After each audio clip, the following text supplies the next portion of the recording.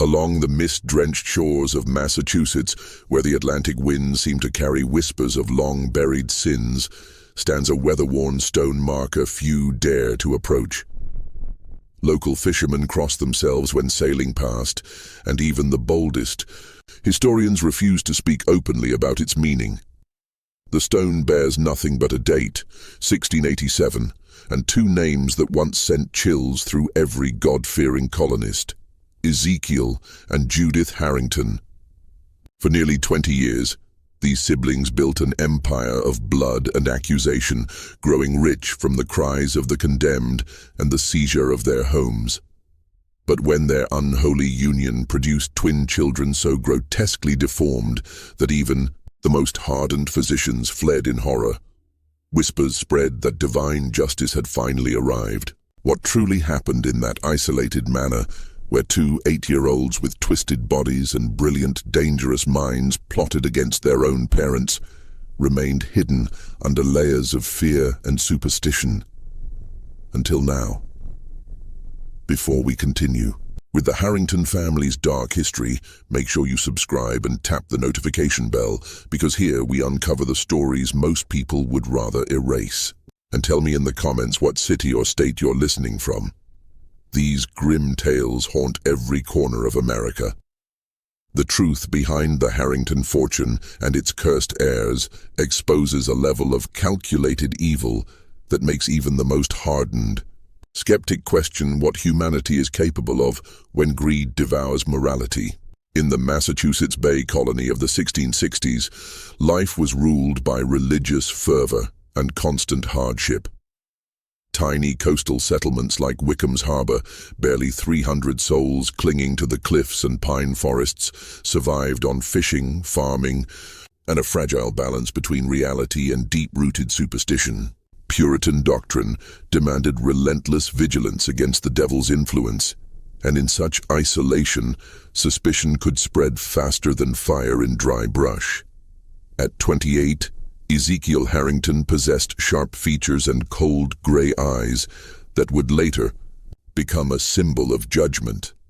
His sister Judith, just 25, shared the same angular jaw and austere beauty.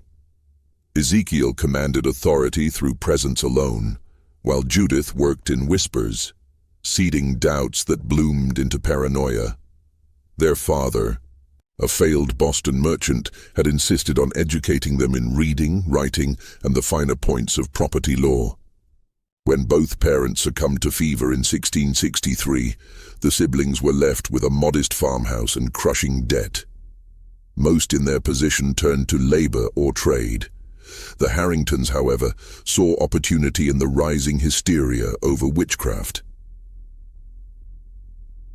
Across New England, witch-finders were in demand, men and women who claimed they could expose Satan's servants. They charged high fees, and more lucratively, often received portions of the condemned's property.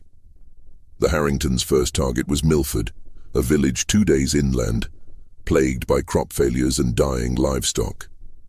Ezekiel arrived, presenting himself as a learned authority on witchcraft, Judith as his skilled assistant, an expert in finding the devil's marks.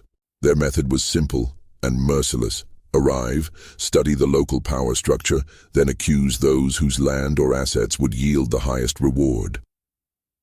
Their first victim, Constance Fletcher, was a widow whose late husband's valuable grain mill had drawn envy from local men. Under the Harringtons' careful orchestration, she was accused of cursing the harvest through unholy rituals. The evidence they presented was damning: mysterious marks on her body secretly inflicted during a forced examination, coached, testimony from neighbors claiming to hear her muttering strange words, and the suspicious fact that her mill still produced flour when others failed. In truth, due to its superior upkeep and location. Constance was hanged on November 15, 1664. Her mill was split between the town and the Harringtons as payment. It was the beginning of a campaign that would claim 57 lives in 8 communities over the next 15 years. Their decision to marry was not born of affection. In colonial law, sibling unions, while rare, could be justified under practical necessity. By 1675, their combined assets exceeded £15,000, a staggering sum for the era. They owned land in 9 communities, held mortgages on dozens of farms, and kept meticulous records of their crimes. Marriage ensured the fortune stayed under their control. A corrupt minister from Salem village, bought during a witch trial, officiated the secret ceremony on December 21, 1675, chosen for its symbolic winter solstice date. Only 2 servants, under threat of death, witnessed the event. The pregnancy that followed in early 1676 seemed to affirm their scheme. Judith's condition appeared normal at first, and they spared no expense, hiring a skilled Boston midwife, importing fine foods and medicines, commissioning matching mahogany cradles lined with silk. But by the 7th month, something was clearly wrong. The midwife, Sarah Whittam, who had delivered over 300 babies, noted violent, coordinated movements inside the womb. "It's as though they're fighting each other," she confided to her assistant, Emma Prescott. Ezekiel dismissed it as superstition, but privately, unease began to take root. The Harringtons had invested too much in this pregnancy to accept that anything could go wrong. Ezekiel threw himself into research, desperate to understand and counter any possible complications. He bought every medical text available in the colonies, corresponded with physicians in London and Edinburgh, and sought the counsel of midwives from as far away as New Amsterdam. What he found was both reassuring and unsettling. Most sources confirmed that twin pregnancies often involved more violent fetal movements than single births, especially when the babies competed for space and resources. But others warned of far greater dangers: stillbirth, severe deformities and mental impairment, when the parents shared too close a bloodline. The birth began on March 15, 1677, and dragged on for nearly 2 days, an ordeal that would haunt midwife Sarah Whittam for the rest of her life. The twins who emerged were grotesquely malformed. Limbs twisted at impossible angles, skulls crowned with extra ridges of bone, their torsos linked by bands of living tissue, possibly even shared organs. Yet the most disturbing revelation was not their bodies, it was their awareness. From the first breath, they reached for objects, moved with intent, and exchanged strange sounds and gestures that seemed like a private language. Ezekiel and Judith named them Gabriel and Raphael, biblical names meant to shield the boys from rumors of supernatural punishment. Against all expectations, the twins survived and even thrived in ways no one could explain. By their first birthday, their intelligence was undeniable, far surpassing normal development even as their physical impairments worsened. Between 1677 and 1685, the Harringtons reached the peak of their power and the beginning of their greatest threat. The boys could not walk properly or play like other children, but by age 4, they were reading. By 5, they understood mathematics, and by 7, they debated philosophy with the skill of trained scholars. More alarming still was their growing comprehension of their parents' true nature, kept hidden in the manor to protect them from cruelty and superstition. The twins, in truth, were shielded to prevent outsiders from linking their condition to divine retribution. But their isolation gave them front-row seats to every whispered plot, every fraudulent trial plan, and every conversation about stolen property. Gabriel and Raphael had mastered the art of stillness, allowing their parents to speak freely in their presence, assuming the boys too young or too broken to understand. That assumption would prove fatal. By 1685, the twins knew everything: how evidence was fabricated, how witnesses were bribed, how innocent lives were traded for gold.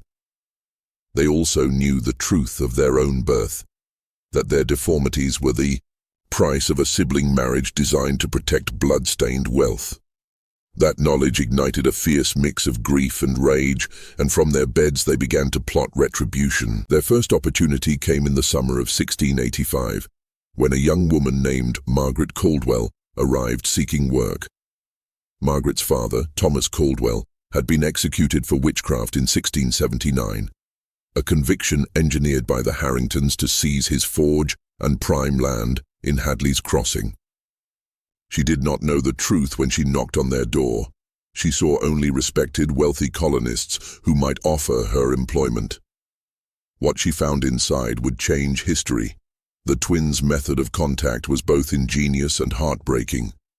Unable to speak clearly, they left written notes where Margaret would find them while cleaning, at first just hints about hidden documents, later precise directions to evidence of their parents' crimes. They warned her of dangerous visitors, knowing some associates were more ruthless than Ezekiel and Judith themselves.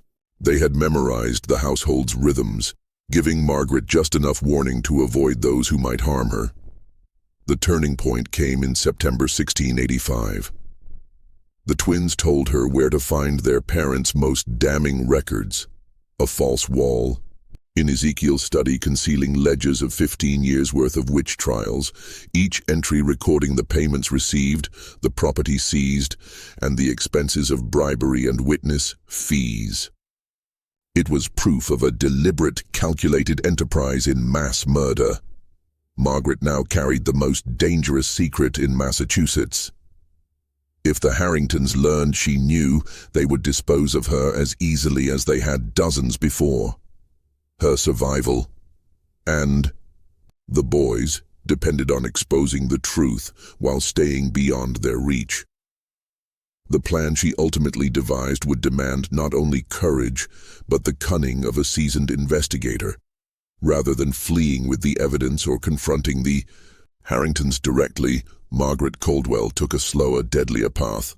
She began secretly copying the most incriminating records while establishing contact with Father Benedict Thorne, a Jesuit priest newly arrived from France.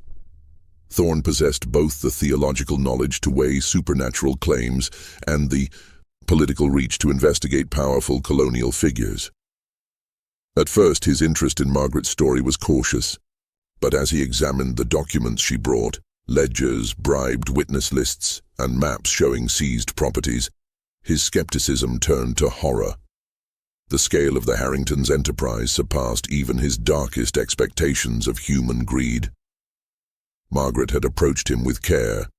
She knew a single reckless accusation could seal her fate, just as it had doomed so many of the Harringtons' victims.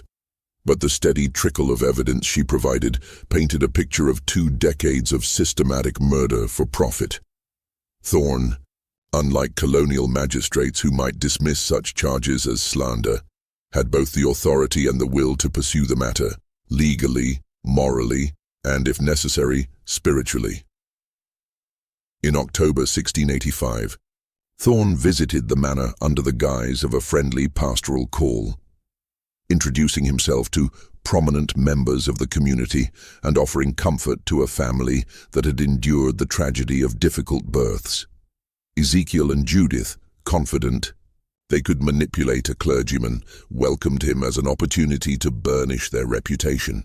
What they did not know was that Thorne's Jesuit training included detecting lies and reading the subtle signs of deep moral rot. The moment he stepped inside, Thorne felt it. Not a supernatural presence, but the heavy psychic residue of long, deliberate cruelty. His request to meet the twins seemed compassionate. In truth, he wanted to see if Gabriel and Raphael could serve as witnesses. Margaret's notes had hinted at their intelligence and awareness, but he needed to see for himself. When Thorne entered their chambers, the reality was more striking than anything he'd been told. The boys' twisted bodies were a tragic sight, but their eyes burned with intellect and will. They showed no fear of the priest, only an unmistakable relief. Without hesitation, they began attempting to share information about evidence hidden, conversations overheard, crimes committed. Thorne, who had counseled survivors of torture, recognized their combination of suffering, clarity, and desperate hope. But unlike those survivors, Gabriel and Raphael were utterly dependent on the people who had both created and tormented them. His departure from the manor was polite in appearance, but both sides knew the first blow had been struck. Thorn had seen enough to confirm the truth, and Ezekiel and Judith had glimpsed in him a dangerous clarity that threatened to unravel everything they had built. Back in Boston, Thorn began a methodical investigation using the Catholic Church's far-reaching network, a level of organization far beyond the crude legal systems of the colonies. Within weeks, he had compiled a damning dossier, financial records subpoenaed from colonial banks, testimony from surviving relatives of victims, and, most explosively, a signed confession from Marcus Fletcher, a former accomplice. Fletcher detailed how the Harringtons chose their victims, fabricated evidence, and bribed officials. He also revealed the most revolting truth of all. The siblings had married to preserve their fortune, knowing the risks to any offspring, and had even discussed profiting from their children's deformities by exhibiting them to wealthy patrons as medical curiosities. Yet Thorn's sharpest weapon was not paper or testimony, it was the boys themselves. Gabriel and Raphael remembered everything: the whispered plotting, the falsified trials, the faces of the condemned. They could corroborate nearly every piece of evidence. And their intelligence, untainted by madness or confusion, made them compelling witnesses. In secret meetings arranged by Margaret, the boys told Thorn of a deeper cruelty. Years of calculated psychological and physical torment, disguised as care. Their parents had performed painful medical experiments on them without anesthesia, forced them into grueling intellectual tasks under threat of withholding food or warmth, and treated them as specimens for a grotesque private study on the relationship between deformity and intellect. Most chilling of all, Ezekiel and Judith had been meticulously documenting their children's development, with plans to sell the findings to European physicians eager to study the effects of inbreeding on the human form. The final months of 1685 brought a tightening noose around Harrington Manor. Multiple forces were closing in. Father Thorn's investigation had reached the point where his evidence was beyond dispute. Yet he faced a dangerous dilemma: how to bring down two powerful, ruthless individuals without provoking a desperate retaliation that could endanger the children and any witnesses. At the same time, Gabriel and Raphael were growing bolder, using their unique position as helpless invalids to observe and record what even Margaret Caldwell could not safely witness. Despite their physical limitations, they had devised ingenious ways to store and conceal written accounts of their parents' ongoing crimes and future schemes. Their defiance did not go unnoticed. Ezekiel and Judith began to suspect that their children's minds were sharper and their awareness deeper than they had allowed themselves to believe. But instead of feeling pride or concern, they saw only a potential threat. From the start, their relationship with the twins had been stripped of parental affection. Their offspring were tools, possessions, liabilities to be managed. When Ezekiel discovered in early December that someone had tampered with his hidden financial records, scratches on false walls, disturbed hinges, faint dust shifts, he was unsettled. Pages referencing bribery, intimidation, and property fraud bore tiny pencil dots, invisible to casual eyes, marking them for study. Someone knew exactly what to look for. His immediate suspicion fell on Margaret. Interrogation, conducted with the same cruelty the siblings had honed in their witch-hunting days, confirmed she knew more than she should, but she could not have committed every breach. The truth that their own children had been quietly gathering evidence for months was so far outside their worldview that it never occurred to them. They still saw Gabriel and Raphael as physically broken dependents, incapable of real threat. It was a blindness that would destroy them. While suspicion swirled toward outsiders, the twins refined their methods. They communicated through scraps of writing, subtle noises, and even shifting objects in shared spaces.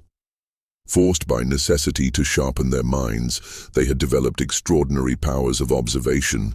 By mid-December they had collected not only proof of past crimes, but detailed intelligence on new plans.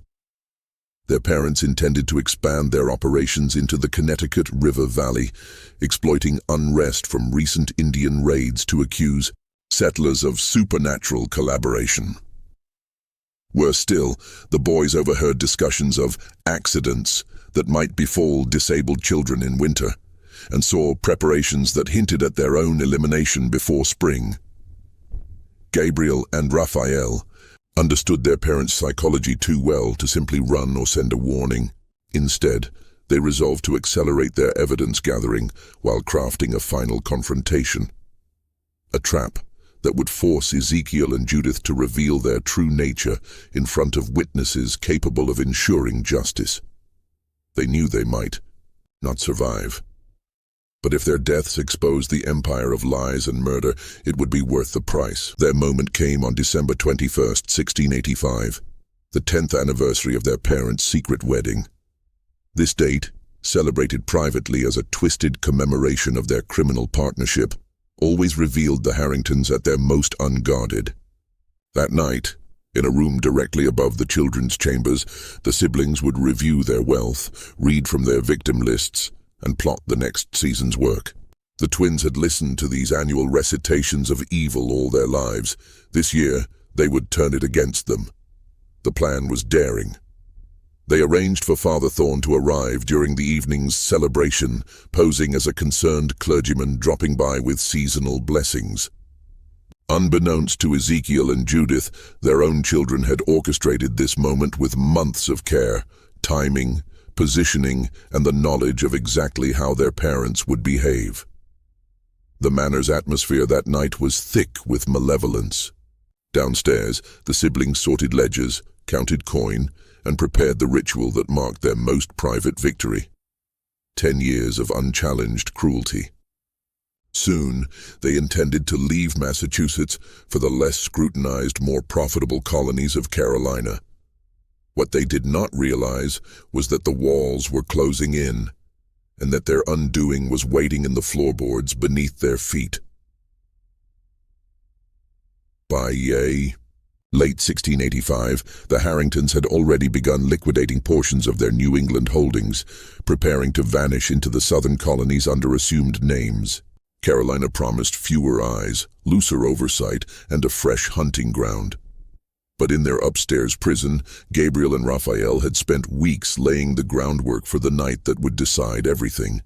They had stashed evidence throughout the manor, copies of ledgers, maps of stolen lands, and written testimony detailing the crimes they had witnessed.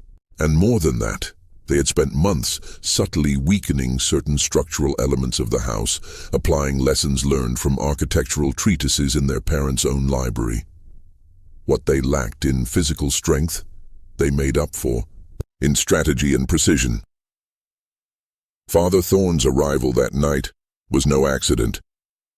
For weeks he had reconnoitered the grounds, charted escape routes, and established a signal system with the boys, flashes of candlelight from their chamber window. His years as a military chaplain in Europe had taught him that rescues often hinged on planning as much as on courage. With him came colonial officials armed with warrants, physicians ready to treat the children, clerks to catalog evidence, and even an engineer to ensure any extraction would be swift and safe. This was no ordinary visit. It was a coordinated strike cloaked in the guise of a pastoral call. There would be no second chance. At precisely 7, Thorn knocked. Inside, Ezekiel and Judith sat amid their anniversary ritual. Ledgers spread open, relics of their victims scattered across the table. At first they greeted the interruption with irritation but also confidence. They had evaded investigation for over 20 years. Yet as the priest spoke, expressing concern for Margaret Caldwell, offering seasonal blessings, asking pointed questions, their composure began to crack. His knowledge of their household was too specific, his tone too assured. When Thorn requested to see Gabriel and Raphael, their instinct was to refuse, but refusal risked suspicion. Reluctantly, they agreed. It was their fatal mistake. In the twins' chamber, Thorn gave the prearranged signal. Gabriel began immediately, his distorted voice steady with purpose. On the night of September 14th, 1679, our father and mother met with Marcus Fletcher in the cellar to plan the accusation of Thomas Caldwell. Mother gave him silver coins from Rebecca Whitmore's seized jewelry. Father told him where to hide the puppet that would be found in Caldwell's barn. Without pause, Raphael took over. The puppet contained hair from Caldwell's youngest daughter, taken during a forced examination. Fletcher was told to place it beneath the anvil in the forge, where witnesses, already told exactly where to look, would find it. The effect was immediate and devastating. For the first time, the Harringtons faced a threat they had never imagined. Betrayal by the children they believed helpless. And the twins were far from done. They described hidden caches of stolen goods, the bribery webs that shielded their parents, and the murders so perfectly concealed that no one had even suspected foul play. Raphael's voice grew stronger as he continued. Beneath the study's eastern floorboards is a chest holding 37 pieces of jewelry, including the wedding ring of Mary Hutchkins, executed in 1681 after father accused her of cursing his livestock. Gabriel picked up seamlessly. Mary was innocent. Father poisoned her cow with a Boston merchant's powder, then claimed its death as proof of witchcraft. Her land and tools were split between the treasury and our parents. The testimony was too precise, too detailed to dismiss, and every point was corroborated by Father Thorn's documents and the accounts of other witnesses. The room became a crucible of truth. The Harringtons' response was as cold as their history. No remorse, no fear, only calculation. Their first gambit was to declare the boys delusional, their condition causing fantastical imaginings. But when Thorn produced evidence that mirrored the twins' words exactly, that defense collapsed. For the first time in decades, Ezekiel and Judith were cornered, and they knew it. When denial failed and the walls of deceit began to close in, Ezekiel and Judith turned to the plan they had reserved for only the direst moment. Throughout Harrington Manor, they had hidden weapons, escape routes and caches of gold, contingencies designed to erase witnesses and spirit them away to territories beyond the reach of colonial law. The violence that followed was sudden, vicious, and exactly what Gabriel and Raphael had foreseen. For months, the twins had studied their parents' emergency tactics and prepared counters for each one. When Ezekiel lunged for a concealed pistol to kill Father Thorn, the weapon misfired catastrophically. Tiny fragments of metal, painstakingly placed in the barrel by Gabriel over many weeks, caused the gun to explode in his hand, shattering bone and leaving him crippled. Judith's attempt to slash an official with a hidden knife ended when she stepped on a deliberately loosened floorboard, one of Raphael's traps, sending her crashing into a concealed pit. The fall not only incapacitated her, but triggered a chain of mechanical locks the boys had rigged to seal doors and windows, cutting off every path of escape. The final clash erupted in the main hall.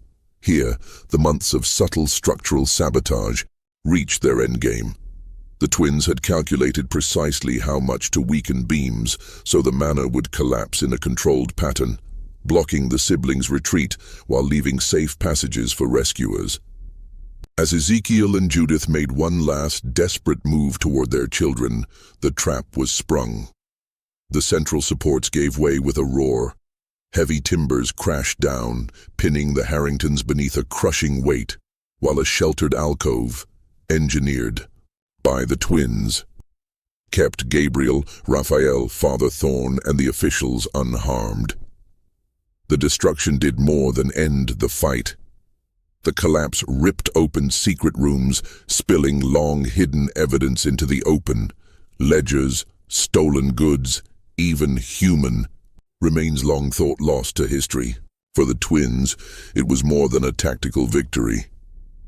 They had brought down the prison that had confined them for 8 years, transforming their physical limitations into the very tools of their liberation.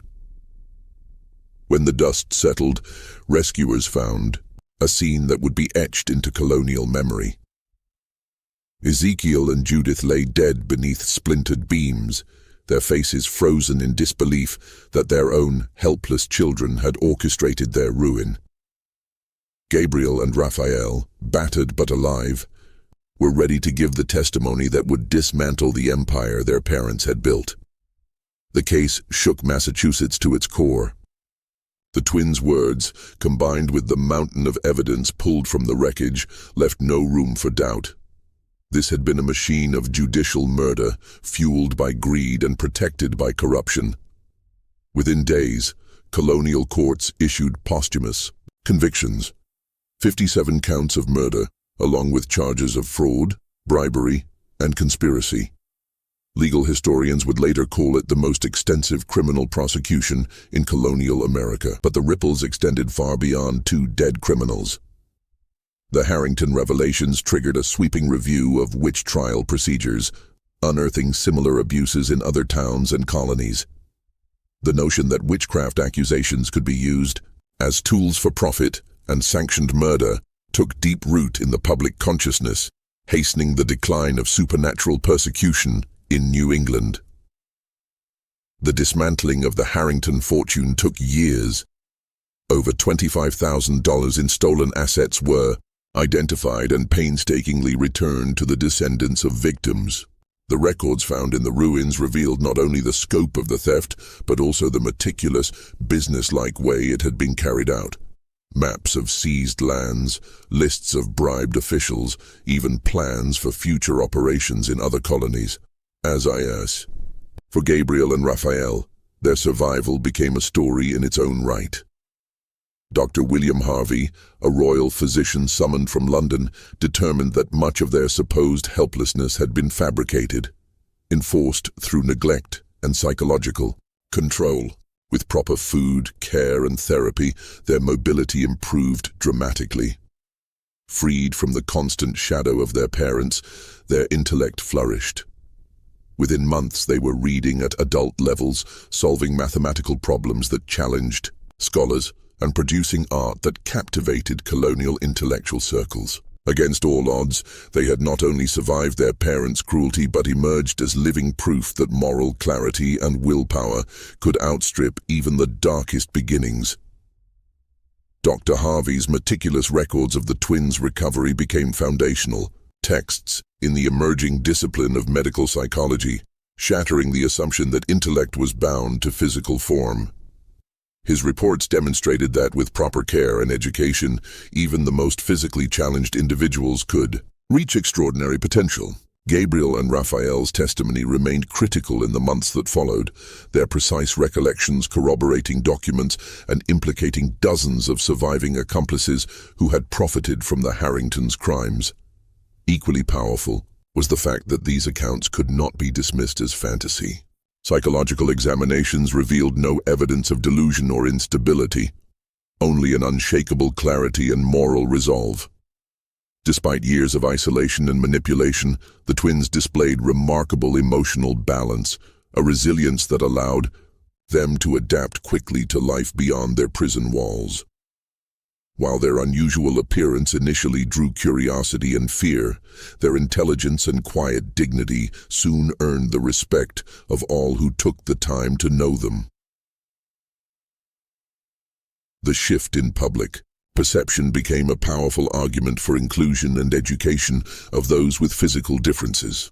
Gabriel and Raphael's ability to overcome their origins challenged deep-seated prejudices and proved that human worth could not be measured by appearance. Their adult lives became testaments to that truth. Gabriel emerged as a respected legal scholar whose writings on evidence, witness protection, and judicial corruption reshaped colonial jurisprudence. Drawing on his own childhood, he pioneered safeguards for vulnerable witnesses, influencing the creation of special courts and legal protections that endured for generations. Raphael devoted himself to medicine, specializing in the care of children with disabilities and survivors of abuse. Known throughout the colonies as Dr. Raphael Harrington, he approached his patients as whole human beings, deserving not only of treatment, but of dignity, education, and social belonging. He founded the first school in colonial America for children with disabilities, proving that physical limitations need not bar intellectual achievement. His philosophy, that society bore a responsibility to nurture every individual's potential, spread far beyond Massachusetts, inspiring similar institutions across the colonies. Both brothers married and raised families free from the shadows of their past. The deformities born from their parents' incestuous union were not hereditary, and their children grew without the moral corruption that had haunted the Harrington name. Their ability to form loving households stood as proof that early trauma need not dictate the course of an entire life when met with compassion and opportunity. The Harrington case left deep marks on law, religion, and community life. Father Thorne's investigation became a model for future prosecutions, combining meticulous evidence gathering with unshakable witness protection. His writings on the case were studied by legal scholars and church authorities alike, warning how easily evil could root itself in institutions when oversight failed. The ruins of Harrington Manor were preserved as a memorial, the grounds funded by the sale of confiscated Harrington assets. A stone marker commissioned by the twins still stands. Here lies the evidence that evil is not supernatural. It is a human choice made by ordinary people who value comfort over conscience. Let all who pass remember, justice depends on the courage of those who refuse to remain silent. Perhaps the most enduring legacy of the Harrington case was its challenge to assumptions about children. Gabriel and Raphael's courage in exposing their parents proved that even the most dependent and marginalized could act with moral agency. Their story helped shape early concepts of children's rights and protections, influencing the evolution of laws and attitudes for centuries to come. The lessons extended beyond their time. The case became a touchstone in discussions of disability, rights, victim advocacy, and the prevention of institutional abuse.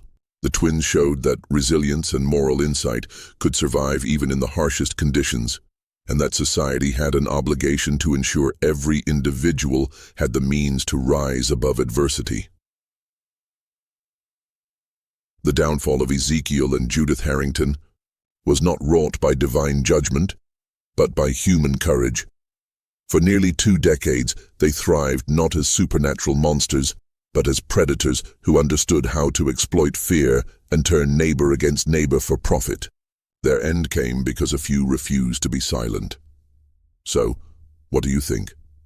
Were the Harringtons unique in their scheme, or were there others across colonial America who used the specter of witchcraft to disguise calculated murder for gain? Share your thoughts in the comments, and if you want more tales like this, subscribe, tap the bell, and share with someone who loves a good mystery.